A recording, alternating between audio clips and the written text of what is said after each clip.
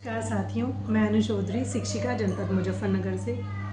आज की इस एआई और साइबर सिक्योरिटी पर आधारित ऑनलाइन संगोष्ठी में आप सभी का अभिनंदन करती हूँ और धन्यवाद करती हूँ आदरणीय डॉक्टर अमित शर्मा सर का, जिन्होंने मुझे इस राष्ट्रीय संगोष्ठी का हिस्सा बनाया। मेरा बिंदु है कैनवा एआई। तो चलिए हम बात करते हैं कैनवा एआई क्या है। कैनवा एआई एक लोकप्रिय ग्राफिक डिज़ाइनिंग प्लेटफॉर्म है जिस पर हम किसी पोस्टर, स्लाइड, लोगो, सोशल मीडिया पोस्ट या किसी वीडियो को एडिट करके अपने अकॉर्डिंग सुंदर और आकर्षक बना लेते हैं। एआई के फीचर्स का यूज़ करके हम डिज़ाइन, लेखन और किसी भी इमेज जनरेशन को बहुत ही सरल और आकर्षक बनाते हैं। इसके जो मुख्य फीचर्स हैं वो है टेक्स्ट टू इमेज, जिसमें हम कोई भी टेक्स्ट डालकर अपने अनुसार कोई भी सुंदर सी चित्र बनवा सकते हैं, कोई भी डिज़ाइन हम बना सकते हैं। मैजिक राइट,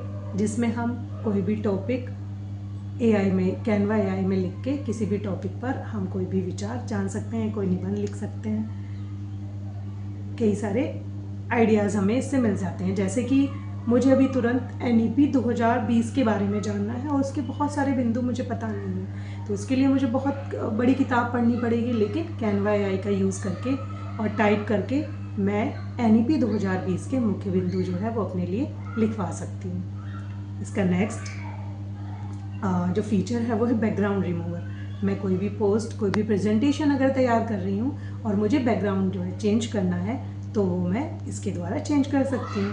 फिर डिज़ाइन सजेशन, अगर मैं कोई प्रेजेंटेशन या अपने टीचिंग मटेरियल में कोई बना रही हूँ तो उसके लिए मुझे बहुत सारे सजेशन ये एआई प्रदान करता है। इस तरह से मैं बहुत ही सरल और बहुत ही कम समय में एक सुंदर सी प्रेजेंटेशन तैयार कर सकती हूँ। ये और सबसे अच्छी बात कैनवा एआई की ये है कि इसके लिए मुझे बहुत ही स्किलफुल कोर्स की ज़रूरत नहीं है।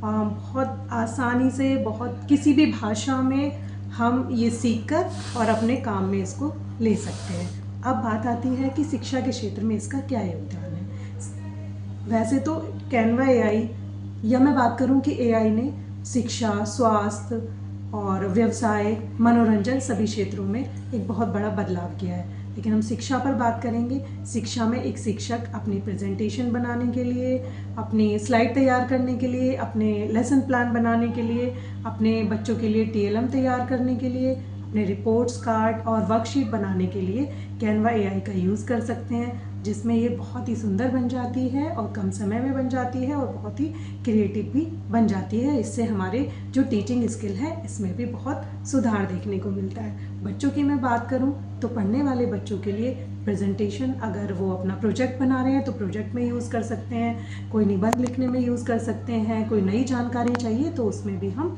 इसका यूज़ कर सकते हैं।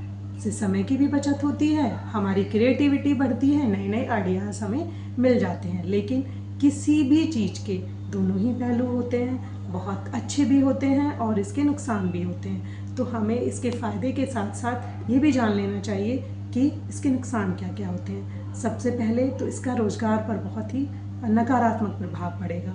कुछ ऐसी चीज़ें जिनको बार बार रिपीट किया जाता है, जैसे कि डेटा ऑपरेटर हुए या पेंटर्स हुए, या कुछ हमारी जो पारंपरिक नौकरियां हैं वो इस समय खतरे में है, तो रोज़गार पर इसका सीधा सीधा फर्क पड़ेगा। दूसरा, निजता का हनन होगा। हमारा पूरा डेटा जो है वो उपलब्ध इनको हो जाएगा, उसका कोई भी गलत तरीके से उपयोग हो सकता है, हमारी किसी भी फ़ोटो का मिसयूज़ किया जा सकता है। तो इसलिए हमें इसके फ़ायदे के साथ साथ इसके नुकसान भी जानने चाहिए।